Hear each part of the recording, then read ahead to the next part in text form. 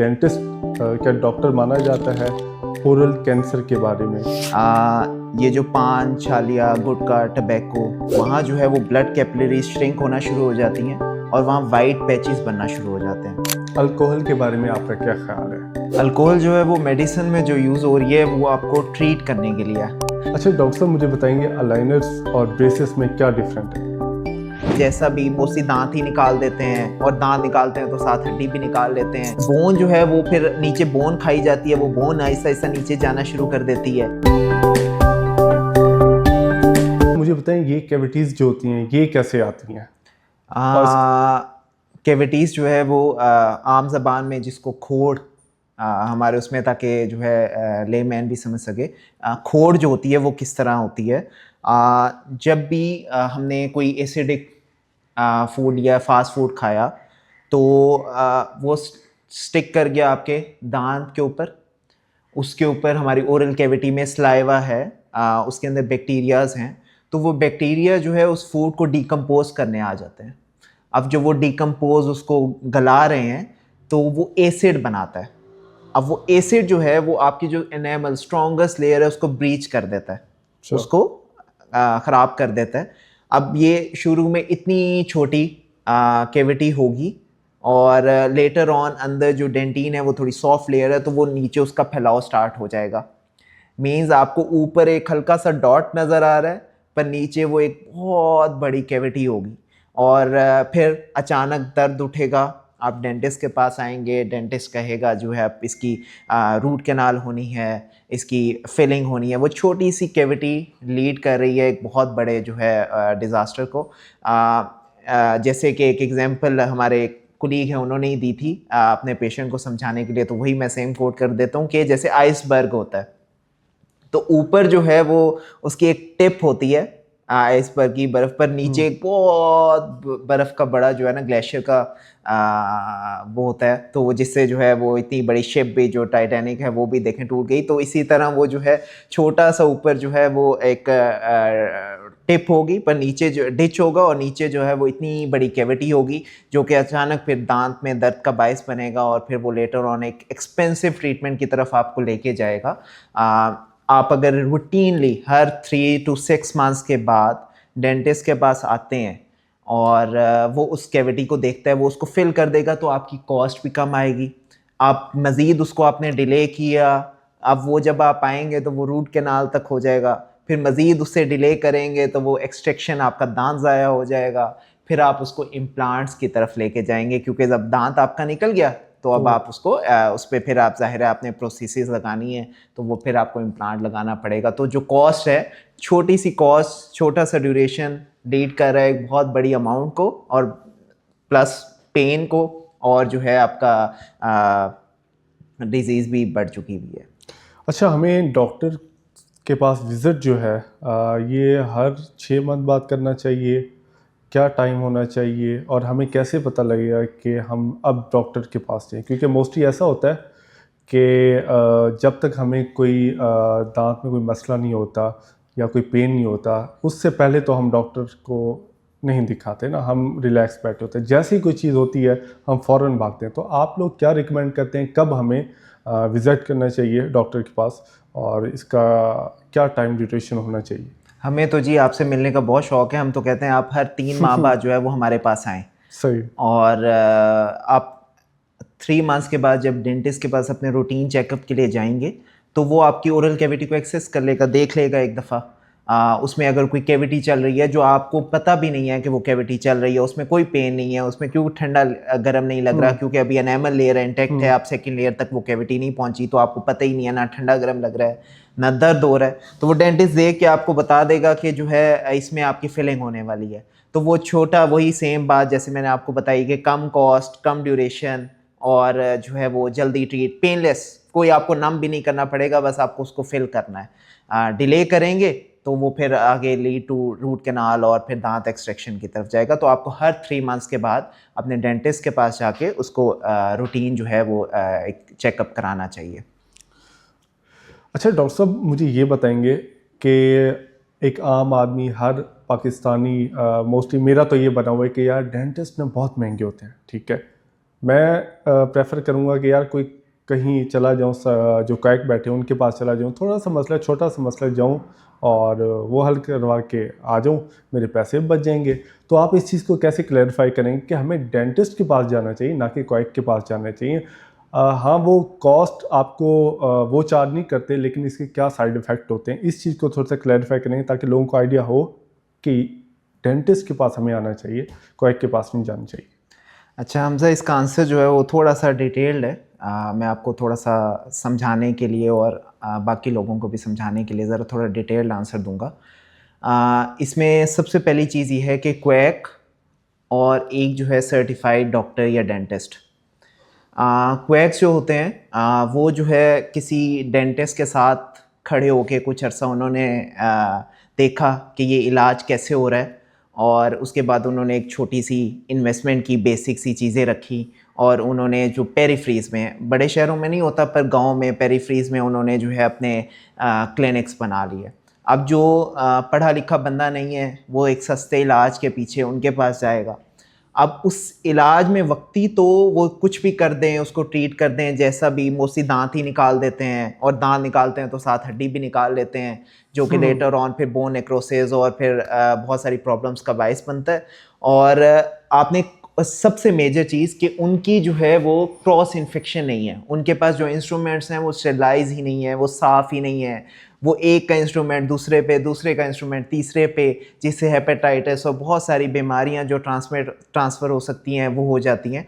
तो वही एक औजार सब पे लग रहा है। तो आपने दांत का तो चले जैसा इलाज करा लिया या कोई भी इलाज करा लिया, प्लस आप वहाँ से पैसे बचाने के चक्कर में आप एक बीमारी लेके आ गए।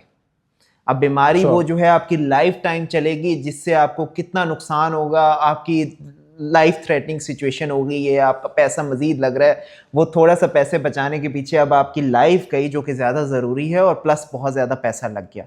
तो क्वैक्स के पास तो बिल्कुल भी ना जाएं। सेकंड, आपकी चीज़ के डेंटिस्ट से घबराते हैं कि वो जो है एक्सपेंसिव है, उसमें मैं ये बताऊं कि जो टेक्नोलॉजी है जो अब एडवांस हो गई हुई है, प्लस जो मटेरियल है, प्लस जो स्टेरिलाइजेशन हम करते हैं औज़ारों को साफ़ रखने के लिए, तो ये सब चीज़ें कॉस्टली हैं, ये सस्ती नहीं है। तो जाहिर है जब आप आएंगे तो ये चीज़ें आप पे यूटिलाइज हो रही होंगी, तो उसकी कॉस्ट हम भी बेयर कर रहे हैं, तो वो जाहिर है एक साइकिल है, तो वो आप पे भी आएगा। पर आप किसी भी डेंटिस्ट के पास जा रहे हैं तसल्ली करके आप एंटर, मैं तो अपने पेशेंट्स को बताता हूँ कि जब भी आप किसी के पास जाएं, उनको मैंने किसी डेंटिस्ट के पास जाएं, तो आप सबसे पहले कोई यार महसूस ना करें, आप उनका लाइसेंस, उनकी डिग्री, उनसे पूछें कि आप कहाँ के ग्रेजुएट हैं, मुझे प्लीज़ डिग्री दिखा दें, मुझे लाइसेंस दिखा दें। क्यों? क्योंकि ये आपकी सेफ्टी है। आप सिक्योर फील करेंगे जब आप किसी डेंटिस्ट या उसके पास बैठे होंगे। तो इसलिए जो है आप उनसे पूछें, और वहाँ जिनके पास लाइसेंस हो, डिग्री हो, आप उधर जो है वो उनसे ट्रीट कराएं। और जाहिर है कॉस्ट लगती है। प्लस एक चीज़ ऐड करूँगा कि आप वही सेम पुरानी बात कि आप डिले करेंगे तो आपकी कॉस्ट ज़्यादा ही लग रही है। आप उसको 3 मंथ्स के बाद आए, छोटी सी कैविटी है, तो बहुत कम पैसों में आपकी फिलिंग हो जाएगी। तो ये बॉल दोबारा आपके कोर्ट में आ जाती है कि आप डिले करेंगे तो आप ज़्यादा पैसे भरेंगे, क्योंकि अब इक्विपमेंट ज़्यादा लग रहा है, चीज़ें अब आपकी, आपका दांत निकल के अब इम्प्लांट लग रहा है, आपकी वो कुछ सस्ती सी फिलिंग जो होनी थी अब वो एक्सट्रैक्शन हो गया दांत, अब उसमें टाइटेनियम का इम्प्लांट हड्डी के अंदर लग रहा है, जाहिर है वो एक्सपेंसिव है, तो वो आपको कॉस्टली लगेगा। तो इसलिए जो है वो रूटीन में 3 मंथ्स में अपना जो है डेंटिस्ट के पास लाजमी विजिट किया करें, और प्लस डेंटिस्ट के पास जाएं किसी पैसे बचाने के लिए, किसी क्वैक्स के पास बिल्कुल हरगिज़ मत जाएं। अच्छा डॉक्टर साहब, क्वैक जो है इनके पास भी तो कोई डिग्री होती है, कोई सनद होती है ना, तो क्या वो हमारे माशरे के लिए वो कैपेबल नहीं होते कि वो उस चीज़ को ट्रीटमेंट कर सकें, या फिर तो ये तो फिर गवर्नमेंट को चीज़ें बंद कर देनी चाहिए, डेंटिस्ट ही मार्केट में रहें फिर? क्वैक्स के पास पहली चीज़ ये करें कि क्वैक्स के पास कोई डिग्री, कोई लाइसेंस अच्छा। नहीं होता, वो अहल ही नहीं है कि वो कोई ट्रीटमेंट कर सकें। ठीक है। और हमारे पाकिस्तान में बहुत अच्छे इदारे हैं, PHC है, पब्लिक हेल्थ कमीशन है, जो कि इसी चीज़ को चेक एंड बैलेंस कर रहे हैं, और बहुत अच्छा काम कर रहे हैं वो। और वो इन पे छापे भी लगाते हैं और इनको सील भी करते हैं क्लिनिक्स को। पर अनफॉर्चुनेटली कुछ ऐसे भी हैं कि उन्होंने बनाए हुए क्लिनिक, और हमारे कुछ भाई जो है उनको लाइसेंस डिग्री अपनी रखवा लेते हैं, जो कि बिल्कुल भी नहीं करना चाहिए। क्यों? क्योंकि आप लोगों की ज़िंदगियों के साथ खेल रहे हैं। आपने किसी क्वैक को अपना लाइसेंस डिग्री दे दिया और उधर वो क्वैक काम कर रहा है। आप बेशक एज अ इन्वेस्टर अगर कोई बंदा क्लिनिक बनाता है वो बनाए, पर उधर जो ट्रीट कर रहा हो वो डेंटिस्ट हो, सही। कोई क्वैक, कोई ले में बंदा ना हो जो जिसने थोड़ा सा किसी डेंटिस्ट के साथ खड़े होके इलाज सीखा और वो इलाज करना शुरू हो गया ऐसे भी, क्योंकि वो आपको बहुत सारी डिजीजेज आपको आप आए, आपका दांत बच सकता था पर वो क्वैक ने आपका दांत निकाल दिया, क्योंकि उसको बचाना नहीं आता दांत, उसको तो पता है कि ऐसे पकड़ के बस दांत निकालना है। अब प्लस हमारे पास एक छोटी सी एग्जांपल दे दूं, साथ ही मेरा जहाँ क्लिनिक है वहाँ पेरिफेरल एरिया भी लगता है आगे ही है, वो तो वहाँ क्वैक्स बहुत सारे हैं। तो वो आते हैं, वो कहते हैं डॉक्टर साहब वो उन्होंने दांत जो है ना, आप तो रूट कैनाल करते हुए मशीनों से लगे होते हैं, टाइम ये वो लगाते हैं चीज़ें बेसिकली। टाइम लगाते हैं और ट्रीट बहुत हो रहा ज़्यादा। है। वो तो उधर गई थी, वो मेरी मैं बहन गई थी, उसने तो उस डॉक्टर ने तो बस ऐसे सुराख भरा और उसने दवाई रखी और वो उसको आराम आ गया, ये वो चीज़ें। अब वो लेटर ऑन नसें तो उसने गला दी, नीचे इन्फेक्शन हो जाएगा, वो आगे और डिजीज़, ठीक है 6 माह 7 माह साल गुजर जाएगा, पर आगे वो दांत इस कंडीशन में होगा कि वो बच ही नहीं सकेगा, आप उसको बाद में एक्सट्रैक्ट कराएंगे और फिर आप लगवाने आएंगे। ठीक है, तो इसलिए डेंटिस्ट के पास जाएं जो आपको प्रॉपरली जो है वो गाइड करे, और ये बस मैं कहना चाहूँगा। अच्छा डॉक्टर साहब, मुझे ये चीज़ बताएंगे कि एक डॉक्टर जो है वो 5 साल लगाता है, 4 साल लगाता है, डॉक्टर बनता है, उसके बाद वो मार्केट में आते हैं, अपनी डिग्री उठा के किसी क्वैक को दे देना, क्या ये लॉ के ख़िलाफ़ है चीज़? और लॉ, क्या हमारी गवर्नमेंट इसके ऊपर कोई एक्शन नहीं लेती कि चेक एंड बैलेंस रख के डॉक्टर्स के ऊपर इसकी कोई रिस्ट्रिक्शन लगाई जाए? अच्छा सवाल है। हमारी गवर्नमेंट जो है इस पे चेक एंड बैलेंस रखती है। मैंने जैसे आपको बताया, हमारा पाकिस्तान हेल्थ कमीशन है, पंजाब हेल्थ कमीशन है, और इस तरह के कमीशंस हैं जो है इन चीज़ों पे चेक एंड बैलेंस रखती है।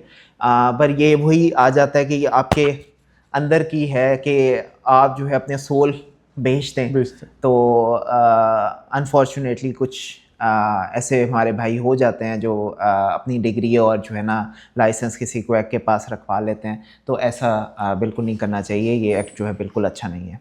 सही है। अच्छा डॉक्टर साहब, अब हम आते हैं कि हमारा जो मेन लोगों के क्वेश्चन होंगे, वो मैं समझता हूँ ये एक बहुत इम्पोर्टेंट है कि हमें पाकिस्तान में हम जैसे हालात देख रहे हैं, क्या डेंटिस्ट्री बहुत ज़्यादा कॉस्टली नहीं हो गई? तो मुझे ये बताएंगे, ये क्या एक डेंटिस्ट जो जब बनता है क्या उसको इतना रिटर्न मिलता है, या अब ये इतना ज़्यादा कॉस्टली हो गया कि उसको कोई फ़ायदा नहीं होता, अब वो कोई जॉब सी करता है नॉर्मल सी? क्या इसमें कोई बेनिफिट्स भी होते हैं उनको, डॉक्टर्स को?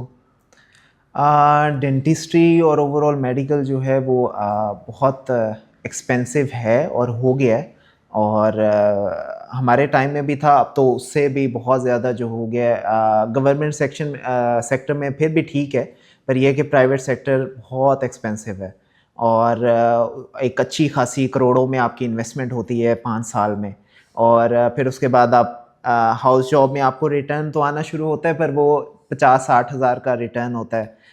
उसमें क्या ही, जिन पेरेंट्स ने इतना इन्वेस्ट, वो तो चाह रहे होते हैं कि कुछ आए, तो 50-60,000 में वो जो बच्चा उस यूनिवर्सिटी में अभी हाउस जॉब कर रहा है तो वो उसका ही उधर एक्सपेंस लग रहा होता है। लेटर ऑन जब आप ग्रेजुएट होते हैं तो जाहिर है अभी आप इतने स्किल्ड नहीं हैं, आप इतने पॉलिश नहीं हैं, तो आप फिर जॉब करते हैं, और जॉब करने में जो है वो आपको इतना तब भी कोई इतनी अच्छी रिटर्न नहीं मिल रहा होता। पर यह है कि वो टाइम भी आपके अपने ऊपर इन्वेस्ट करने के लिए ही है कि आप जॉब जब कर रहे होते हैं तो आप अपने स्किल्स को पॉलिश कर रहे होते हैं। लेटर ऑन टाइम लगता है, ऑल्टो तो बिल्कुल नहीं आ सकती महीने में, अच्छा। तो टाइम लगता है। आपका एक लगेगा, आप स्किल पॉलिश होंगे, स्किल पॉलिश होने के साथ आपके पेशेंट्स बनेंगे, रेफरेंस बनेगा, तो फिर आहिस्ता आहिस्ता जो है जाके आपके जो है वो पेशेंट बढ़ेंगे और आपको रिटर्न आना शुरू होगा। बाकी इसमें दो है कि आप एक जो है वो कैरियर चूज़ कर सकते हैं अपना एकेडमिक, कि आप पढ़ाने की तरफ जाएं, वहाँ भी इतना कोई ख़ास रिटर्न नहीं मिलता, और सेकंड है कि आप अपना जो है, अगर आपका थोड़ा सा बिजनेस और प्लस क्लिनिकल काम करने का शौक़ है तो आप अपना क्लिनिक बनाएं और उस पर अपना जो है वो प्रैक्टिस शुरू करें। आहिस्ता आहिस्ता करके जो है एक अच्छा रिटर्न आना शुरू हो जाता है, पर नॉट वेरी सेटिस्फैक्ट्री। अच्छा डॉक्टर साहब, मुझे बताएंगे कि एक आम आदमी को, एक पेशेंट को कैसे डिसाइड करना चाहिए कि कौन सा डेंटिस्ट उनके लिए बेहतर है? इसमें जो है सबसे पहले ये है कि आप हमेशा अपने डेंटिस्ट से पूछें, अगर वो कोई भी आपको ट्रीटमेंट सजेस्ट करता है तो आप उससे सवाल पूछें वाई, हम्म। कि ये जो आपने बताया कि रूट कैनाल होनी है तो रूट कैनाल क्यों होनी, क्यों होनी है? ठीक है। फिलिंग होनी है तो फिलिंग क्यों होनी है, दांत काट के क्राउन लगना है तो मेरा दांत क्यों काटना है, सही। मेरा दांत निकला हुआ है तो मैं उधर ब्रिज क्यों दूं, मैं इम्प्लांट क्यों दूं। आपने ये सारे सवाल उससे पूछने हैं। हम्म। अगर वो आपको सेटिस्फैक्ट्री आंसर देता है, आपको उसकी सारी बात लॉजिकल लगती है, तो आप उसी डेंटिस्ट से, जो कि लाइसेंस याफ्ता डिग्री याफ्ता है, आप उसे ट्रीट लाजमी कराएं। और सेकंड चीज़ कि हमेशा मैं भी अपने डेंटिस्ट को, पेशेंट्स को जो है वो ये सजेस्ट करता हूँ कि हमेशा दूसरा तीसरा ओपिनियन लाजमी लें। अगर दूसरे डेंटिस्ट ने सेम मेरी वाली बात कर दी तो वापस मेरे पास आ जाए अगर उससे मुतमईन है तो उसके पास चले जाएं। तो हमेशा सेकंड थर्ड ओपिनियन लाजमी है। मैं अपने एंड पे देखूं तो मैं भी कहीं जाऊंगा तो मैं कभी किसी पे ब्लाइंडली ट्रस्ट नहीं करूंगा। अगर उसकी मुझे बात लॉजिकल लगेगी तो मैं उसी से जो है वो ट्रीट कराऊंगा या उसी से जो है वो चीज़ खरीदूंगा, अगर मैं ख़रीदने में गया तो। सही है।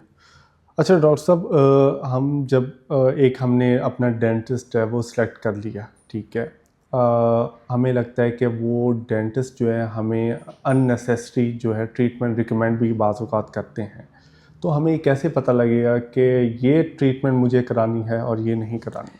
क्योंकि एक नॉर्मल आदमी को तो नहीं आइडिया होता ना कि क्या करवाना है क्या नहीं करवाना। अच्छा, ये जो है बात बहुत इस तरह लोग सोचते हैं कि डेंटिस्ट के पास गए, एक प्रॉब्लम लेके गए, उसने बहुत सारी चीज़ें जो है ना बता दी हमें हमें। बता दी। तो डेंटिस्ट को जो है वो मैं ये कहूँगा कि क्लियर कर दिया करें कि आप आए इस मसले थे, इसका ट्रीटमेंट ये होने वाला है। पर मैंने आपकी जब ओरल कैविटी देखी तो आप क्योंकि आए हुए थे तो मैंने आपका पूरे मुंह का जायज़ा ले लिया, तो आपके दांतों में ये मसाइल चल रहे हैं। ये जो स्पेसिफिक ट्रीटमेंट है ये करा के उसके बाद आपने बाकी इन चीज़ों को भी ट्रीट करा लेना है, क्योंकि लेटर ऑन ये पे डिज़ास्टर बनेगा। तो इसी वजह से वो बन गई, क्योंकि अक्सर डेंटिस्ट जो है क्लियर किए बगैर बस बता देते हैं ये होने वाला है। वो एक्चुअली जो अच्छे डेंटिस्ट हैं वो वाकई ही जो आपकी चीज़ों ओरल कैविटी में चीज़ें चल रही हैं वो उसी के बारे में आपको आगाही देते हैं, उसी के बारे में आपको बता देते हैं। पर यह है कि कुछ ऐसे भी होंगे कि जो अलहदा से ऐसे ही कुछ बना देते होंगे, पर कम ही रेशो होगी, जो कि ऐसा नहीं करना चाहिए। बाकी मोस्टली अच्छे डेंटिस्ट, जितने भी डेंटिस्ट होंगे प्रॉपर, वो जो है कभी आपको जो है नाजायज़ इलाज नहीं बताएंगे। अच्छा डॉक्टर साहब, जब हमारी ट्रीटमेंट हो रही होती है, क्या उस पे इंजेक्शन लगाना लाजमी होता है? क्योंकि ये तो बड़ी पेनदार चीज़ है ना, तो आप कैसे इसको क्लैरिफाई करेंगे कि हमें इंजेक्शन लगवाना चाहिए और या नहीं लगवाना चाहिए? उसके बगैर भी ट्रीटमेंट हो सकती है कि नहीं हो सकती?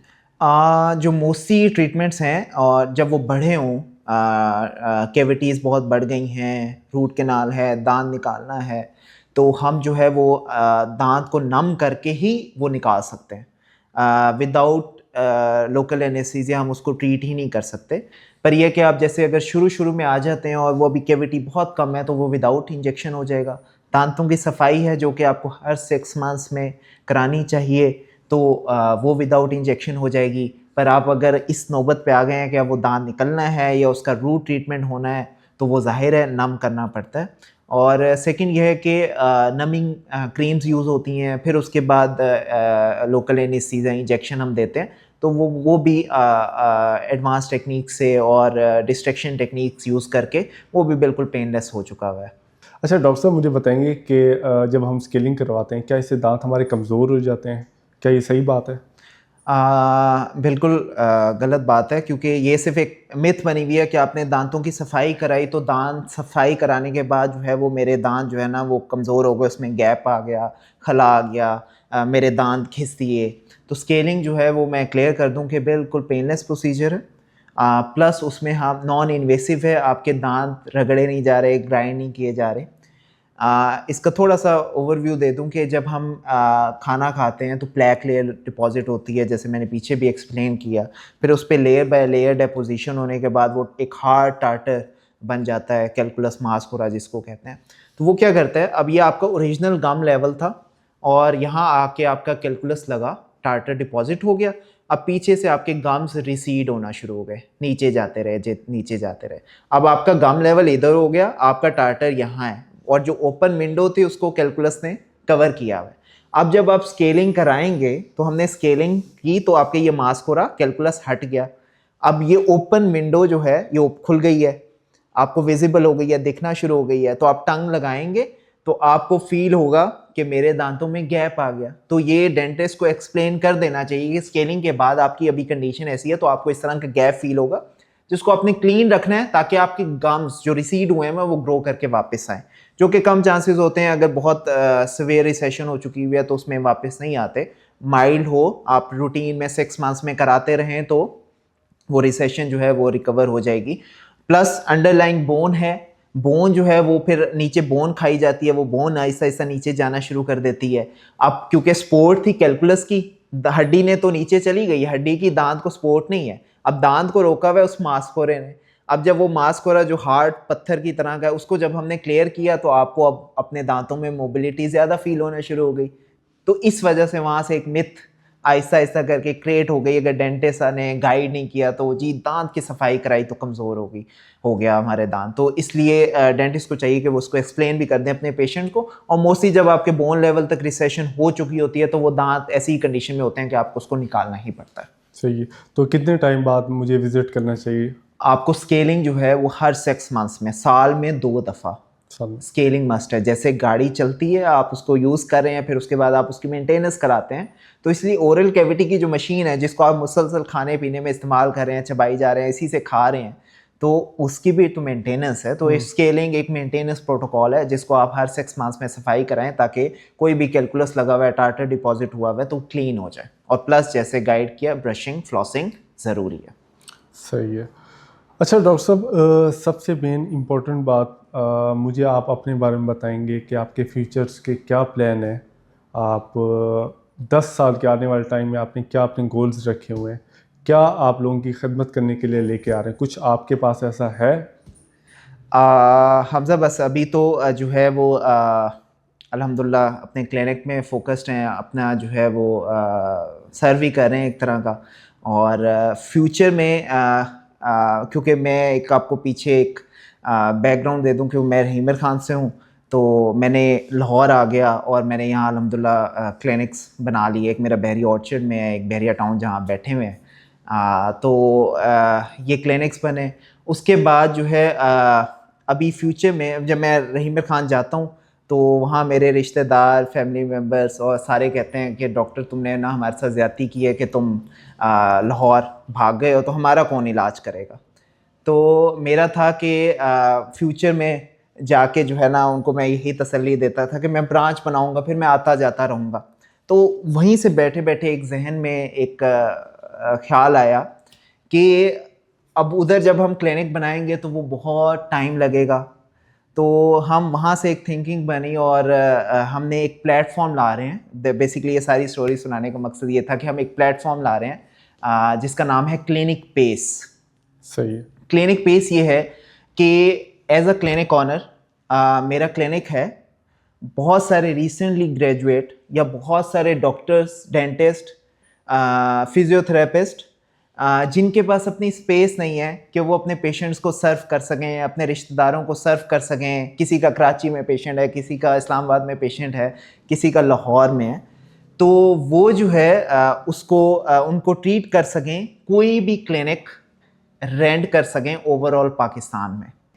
ओवरऑल पाकिस्तान में कहीं भी वो घंटे के लिए, 2 घंटे के लिए, दिन के लिए क्लिनिक लिस्ट होंगे। उन क्लिनिक के थ्रू वो उसको बुक करें और वहाँ जाके ट्रीट करें। अब अगर मैं रहीमर ख़ान वापस जाऊँगा तो मैं वहाँ रहीमर ख़ान में क्लिनिक बुक करूँगा और मैं अपने पेशेंट्स को, रिश्तेदारों को ट्रीट करके वापस लाहौर आ सकता हूँ। तो ये एक इस तरह का कॉन्सेप्ट है जो कि अनकरीब इंशाल्लाह लॉन्च हो जाएगा। अच्छा, माशाल्लाह। ये मुझे लग रहा है कोई एयरबीएनबी के टाइप का कोई प्लेटफॉर्म है। हाँ जी, मॉडल उस तरह का ही अच्छा। है। वहाँ से भी थोड़ा आइडिया जो है वो मिलता है कि अच्छा। जैसे वहाँ आप स्पेस रेंट करते रहने के लिए, तो यहाँ आप स्पेस रेंट करेंगे प्रैक्टिस करने के लिए। तो इस तरह के बहुत सारे लोगों के लिए हेल्प हो जाएगी जिनके पास जगह नहीं है, क्लिनिक नहीं है, तो वो कहीं भी सही तरीके से एक सही पैटर्न से, बजाय किसी को रिक्वेस्ट करने के भाई मैं आपके क्लिनिक में काम कर लूँ, वो बुक करें और आके ट्रीट करें। सही है। तो ये आपने जो ये कॉन्सेप्ट लेके आ रहे हैं, ऑलरेडी कहीं पे है, यूज़ हो रहा है, इसका यूजेज है? नहीं, फ़िलहाल अभी तक कोई भी नहीं है, और हमने बहुत सर्च किया तो इंटरनेशनली भी कहीं नहीं है। और मज़े की बात है कि जब अभी हमने उसको सॉफ्ट लॉन्च किया है, सिर्फ उसमें ट्रायल एंड एरर की बेसिस पे कि अगर कोई उसमें एरर है तो हम उसको मज़ीद ठीक करें, तो सबसे पहली जो रिक्वेस्ट आई वो हमें एक इंटरनेशनल बाहर के ही अच्छा। क्लाइंट थे, उनकी आई कि हमारा क्लिनिक लिस्ट करें। तो हमने उनको अभी किया कि हम अभी सिर्फ नेशनल वर्क कर रहे हैं, अभी पाकिस्तान को कवर करके इंशाल्लाह फिर फ्यूचर में इंटरनेशनल जाएंगे। नहीं डॉक्टर साहब, बड़ी ही अच्छी चीज़ लेके आ रहे हैं, मुझे तो सुनने में मज़ा आ रहा है। इंशाल्लाह जब ये आप ये लॉन्च करेंगे, आपने हमें ज़रूर बुलाना है। और मैं अपने जितने भी हमारे डेंटिस्ट हैं, डॉक्टर हैं, हम उनको भी ये रिकमेंड करेंगे कि वो ये जो चीज़ आ रही है इस क्लिनिक पेस। क्लिनिक पेस के नाम से है, इसका इस्तेमाल करें, बहुत फ़ायदेमंद चीज़ है हमारे लिए। डॉक्टर साहब, लास्ट में आपके रोल मॉडल कौन है? रोल मॉडल तो हम सबके हजूर सल्लल्लाहु अलैहि वसल्लम है। और डेंटिस्ट्री में अगर हम बात करें तो डेंटिस्ट्री के लिहाज से भी देखिए, मिसवाक जो है वो सुन्नत है, और मिसवाक जो है वो करना चाहिए। और आपकी ओरल कैविटी, आप 5 वक्त जो है वो वज़ू करते हैं, कुली करते हैं, तो वही सेम कॉन्सेप्ट के 5 टाइम आप अपने मुंह को साफ़ कर रहे हैं, मिसवाक कर रहे हैं, तो जो फूड पार्टिकल्स फंसे हुए हैं वो भी क्लियर हो गए। तो उधर भी हमारे मॉडल हर लिहाज से हज़ूर सल्लल्लाहु अलैहि वसल्लम ही है। अच्छा, आपका मेंटोर कौन है? इसके बारे में आप ये मेंटोर तो हमारे उसमें फील्ड में बहुत सारे हैं। हमारे अपने सीनियर डेंटिस्ट से, और अपने सीनियर सीखने से, को मिलता है। और हमारे प्रोफेसर से, बहुत सारे हैं। मैं किसी एक का नाम नहीं लूँगा, बहुत सारे हैं जिनसे हम सीखते हैं, अपने केस डिस्कस करते हैं। वो हमें जो है बिल्कुल गाइड करते हैं कि इस पेशेंट को, इस ट्रीटमेंट को ऐसे लेके जाना है। तो बहुत सारे मेरे जो है वो मेंटोर हैं। अच्छा, माशाल्लाह डॉक्टर साहब, आपका इतना एक्सपीरियंस हो गया है, अब तक का आपका सबसे अच्छा एक्सपीरियंस कौन सा रहा ट्रीटमेंट के हवाले से? कौन सा पेशेंट आपका ऐसा था जो आपको लगा यार बड़ा ही कमाल का ट्रीटमेंट मैंने इनका किया, उसको आपको रिज़ल्ट भी आपको मिला उसका? हमज़ा सबसे जो है, वैसे तो उसी वक्त कोई पेशेंट दर्द से आया है, आपने उसको ट्रीट किया और उसको जो है उसका दर्द ख़त्म हो गया है, तो सुकून मिलता है, अच्छा लगता है कि एक पेशेंट का दर्द चला गया। तो उस तरह के तो इवेंट्स मुसलसल होते रहते हैं। पर किसी को मुस्कुराहट खूबसूरत दे देना, मेरा एक पेशेंट था, वो आया न्यूज़ीलैंड से, और वहाँ उसने ब्रेसिस का ट्रीटमेंट कराया, वहाँ वो सेटिस्फाई नहीं था, उसके दांत स्टिल बहुत ज़्यादा जो है अप डाउन थे। तो वो मेरे पास आया, तो उसको हमने जो है वो उसका स्माइल मेकओवर किया, उसको ट्रीट किया उसके अकॉर्डिंगली टाइम फ्रेम में, उस टाइम फ्रेम में जितना हम उसको ट्रीट कर सकते थे, हमने उसको विनेयर्स और कॉस्मेटिक प्रोसीजर्स किए। तो उससे पहले जो पिक्चर्स लगती थी, तो वो हमेशा उसका लिप्स जो है वो क्लोज करके खींचता था। अच्छा। तो वो हर मंथ मुझे रिमाइंड कराता है कि वो मुस्करा रहा है मेरी वजह से। मेरे फ़ोन में हर मंथ एक माह गुजरता है, उसके बाद उसका मैसेज आता है, फिर दूसरा माह गुजरता है, उसका मैसेज आता है। हर दफ़ा वो मुझे एक स्माइल करते हुए सेल्फी भेजता है और नीचे लिखता है, doctor I am smiling because of you. तो वो जो एक देख के किसी की मुस्कुराहट का आप ज़रिया बनते हो, तो वो बड़ा एक खुशी मिलती है।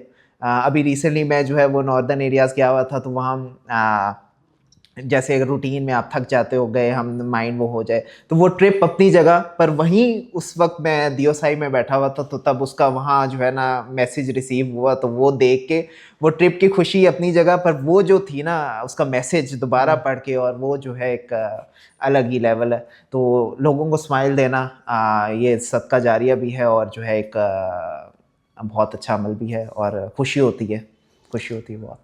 डॉक्टर साहब, मुझे कोई 3 ऐसे टिप्स दें जो हर आम आदमी की समझ में भी आ जाए कि यार ये 3 चीज़ें हैं, इसका आपने ख्याल रखना है तो आपके दांत बचेंगे, अदरवाइज़ सॉरी आप कह देंगे।